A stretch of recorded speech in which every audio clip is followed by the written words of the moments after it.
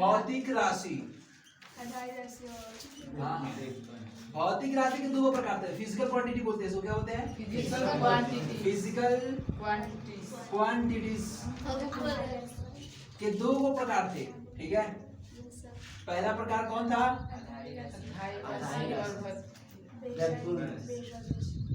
आधारी राशि,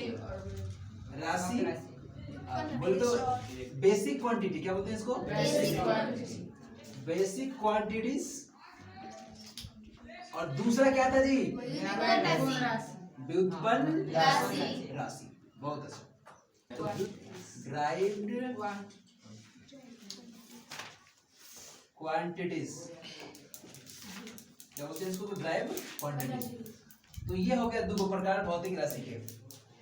भौतिक राशि का डेफिनेशन हमने बताया था, मैंने आप लोगों को बताया था कि भौतिकी के नियमों को जिन पदों में व्यक्त करते हैं उसे भौतिक राशि कहते हैं, बताए थे ना। उसके बाद हम आज एक एक करके पढ़ेंगे आधारी राशियां। आधारी राशि क्या होती है और व्युत्पन्न राशि क्या होती है। तो सबसे पहले जो हमारा है आधारी राशियां, आधारी राशि इसको पढ़ते हैं। आधारी राशियां बहुत सारी होती है, इसलिए राशियों शब्द का इस्तेमाल करेंगे। इसको बेसिक क्वांटिटीज जो है आज का हमारा यही हेडिंग होगा, बेसिक क्वांटिटीज, ठीक है। तो बेसिक क्वांटिटीज क्या होती है इसको देखिए। तो मैंने आप लोग को बताया था ना कि अच्छा याद है पिछले क्लास में बताया था, उस फिल्म लगा हुआ, इस फिल्म का नाम है भौतिक राशि, याद है? उसमें आधारी राशि और व्युत्पन्न राशि, आधारी राशि वो हीरो का काम करेगा और व्युत्पन्न राशि हीरोइन का काम करेगी। मतलब मैंने ये बताया था कि जो आधारी राशि होगी ना वो स्वतंत्र रहेगी। जैसे हीरो क्या होता है? स्वतंत्र रहता है ना मूवी में, वैसे ही ये भी क्या रहेगी? स्वतंत्र रहेगी, ठीक है। लेकिन ये जो व्युत्पन्न राशि है ना, इसके बिना ये नहीं रह पाएगा, ऐसा में ना, ऐसे ही मैंने बताया था याद करने के लिए। तो आज हम उसी चीज को पढ़ते हैं कि आधारी राशि क्या है, व्युत्पन्न राशि क्या है, ठीक है। तो मैंने बताया था कि वे राशियां जो स्वतंत्र मानी जाती है उसे क्या कहते हैं?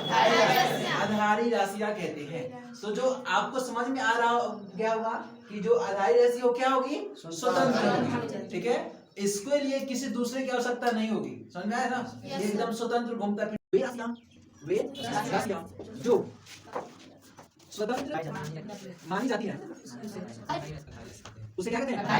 वेरी गुड, आधारी राशियां कहते हैं। राशियां एग्जांपल में बताया जी, जैसे वेरी गुड, बल नहीं होगा, लंबाई द्रव्यमान और क्या होगा? समय इत्यादि कहते हैं यहाँ से, ठीक है। अब लोग एक मिनट आप पढ़ेंगे, बल नहीं होगा, बल क्यों नहीं होगा? खुद पे स्वतंत्र मानी जाती है उसे क्या कहते हैं हम लोग? आधारी राशियां कहते हैं, ठीक है। आपको डेफिनेशन क्लास में याद होना चाहिए। वे राशियां जो स्वतंत्र मानी जाती हैं उसे क्या कहते हैं? आधारी राशि कहते हैं। एक बार एकदम लाउड साउंड में सभी लोग इसको पढ़े तो अपने से एक साथ।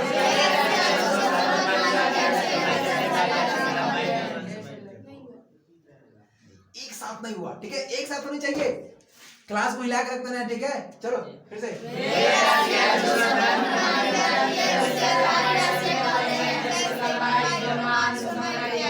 Exactly, very good. अरे आप लोग तो मेरे उम्मीदों पर खरा उतर गए एकदम। चलिए बहुत अच्छा। तो दूसरा हम लोग क्या पढ़ते हैं आप लोग अपना? इसमें कोई प्रॉब्लम है किसी को? प्रॉब्लम होना ही नहीं चाहिए, जैसा भी कर रहे हो ना। कोई बात नहीं। व्युत्पन्न राशियां, तो व्युत्पन्न राशियां को बोलते हैं इसमें ड्राइव्ड क्वांटिटीज, ठीक है। अब ड्राइव्ड क्वांटिटीज क्या होती है? तो मैंने बताया है कि ये हमारे फिल्म की क्या है, ये हीरोइन है, ठीक है। हीरो तो घूम कर आ लगा तो घूमते फिरते, लेकिन हीरोइन क्यों रह पाएगी? तो यही बात है, जो व्युत्पन्न राशियां होती है ना, ये आपके आधारी राशियों के पदों में व्यक्त की जाती है। मतलब आधारी राशि रहेगा ना तब व्युत्पन्न राशि रहेगा, आधारी राशि नहीं रहेगा तो व्युत्पन्न राशि नहीं करेगा। जब हीरो नहीं हो तो फिल्म कहाँ से बनेगा? नहीं बनेगा जी। तो आते हैं हम लोग, बनाते हैं, इनको समझाते हैं कि ये कौन है जी। तो वे राशियां जो आधारी राशियों वेरी गुड, वे राशियां जो आधारी राशियों के पदों में व्यक्त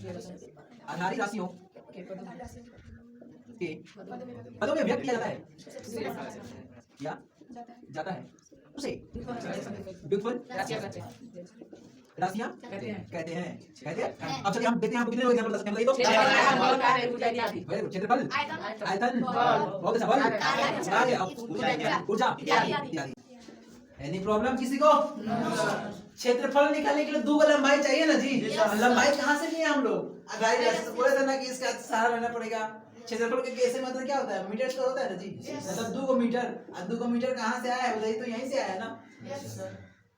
तो ये क्या नहीं, ये कहां से लिखा जा रहा है, ये आधारी राशियों के पदों में इसको लिखा जा रहा है, इसको व्यक्त किया जा रहा है, ठीक है। तो इसीलिए ये क्या कहलाएगा, ये आपका व्युत्पन्न राशियां कहलाता है, ठीक है। ये व्युत्पन्न राशियां होती है। Any problem? आगे बढ़ा जाए ना?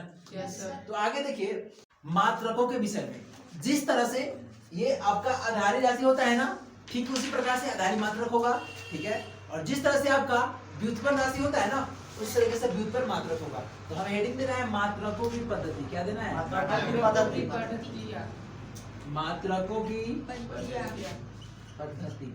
पद्धतियां या पद्धति, ठीक है। सिस्टम ऑफ यूनिट क्या बोलेंगे इसको?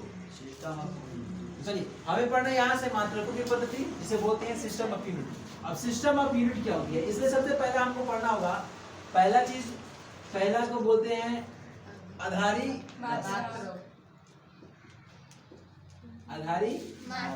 मात्रक, यानी बेसिक यूनिट।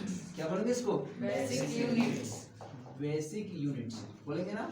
अब ये आधारी मात्रक क्या होती है, बेसिक यूनिट्स, इसको समझते हैं।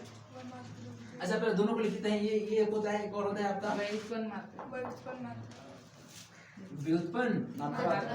मात्रक। क्या होता है? व्युत्पन्न। इसको क्या बोलते हैं? डिराइव्ड यूनिट्स, ठीक है।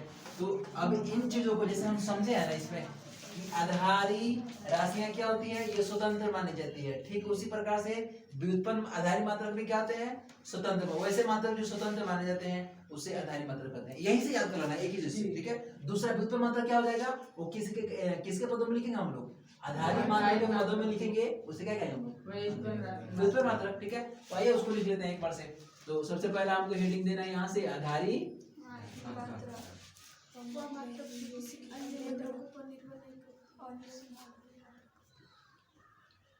मात्रक, बेसिक